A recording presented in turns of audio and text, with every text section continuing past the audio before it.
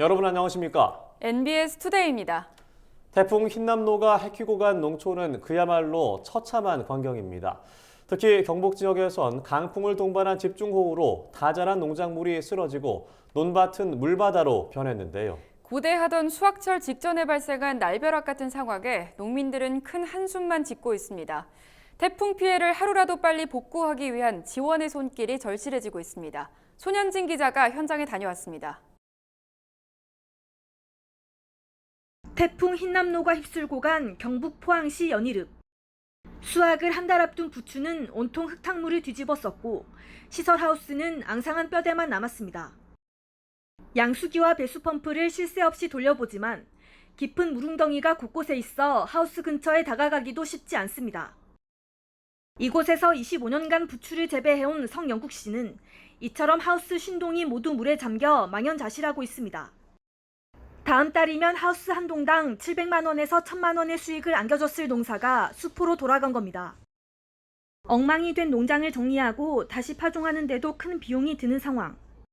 성 씨를 비롯해 이 지역 대다수 농가들은 농작물 재해보험에도 가입하지 않은 상태여서 안타까움을 더했습니다. 금년도에 살값도 하락되고 있는 마당에서 농민들의 시련이 이중삼고가 된다고 그래 봐지고 있습니다. 정부 차원이나 농협중앙회 차원에서 특별 지원 자금을 지원돼서 농민들이 좀 시련을 들어줄 수 있도록 대책을 강구하도록 요구를 합니다. 빗물에 잠긴 건 농작물만이 아닙니다. 창고에 쌓아뒀던 농산물 출하용 종이박스는 물론 비료와 같은 농자재도 물에 젖어 대부분 못 쓰게 됐습니다. 농민들은 한순간에 발생한 수백 수천만 원의 손해로 피해 복구는 엄두도 내지 못하고 있습니다. 이번 태풍으로 포항시에는 누적 400mm 이상의 비가 쏟아져 농경지 800헥타르를 비롯해 도로와 주택 침수 피해가 발생했습니다. 현장에선 농경지 피해 복구를 위한 인력 지원이 시급하다는 목소리가 나옵니다. 농민들은 군 장병 등 정부와 지자체 지원 인력이 마을 수해 복구에 집중돼 농경지 피해 수습은 뒷전에 밀리고 있다고 우려했습니다. 복구를 빨리 하려면 인력 지원부터 받아야 돼. 농사 짓고 사는 우리 농민들은 전부 벌어 나이가 많은 노인들입니다.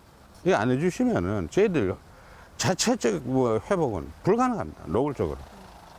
이성희 농협중앙회장은 7일 태풍으로 수해가 발생한 경북 봉화, 경주 포항 지역을 차례로 방문해 피해 상황을 점검했습니다. 농협은 피해 마을에 구호키트 등 생필품을 전달하고 피해 복구를 위한 양수기 20대와 펌프 30대를 지원했다고 밝혔습니다. 또 피해 농가를 위한 1,000억 원 이상의 무이자 재해자금 등 영농 지원과 생활금융지원 대책을 실시할 방침입니다.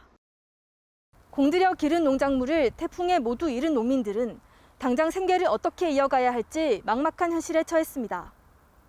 폐농 위기에 몰린 농가들을 위한 다각도의 복구 지원 방안이 요구됩니다. MBS 손현진입니다.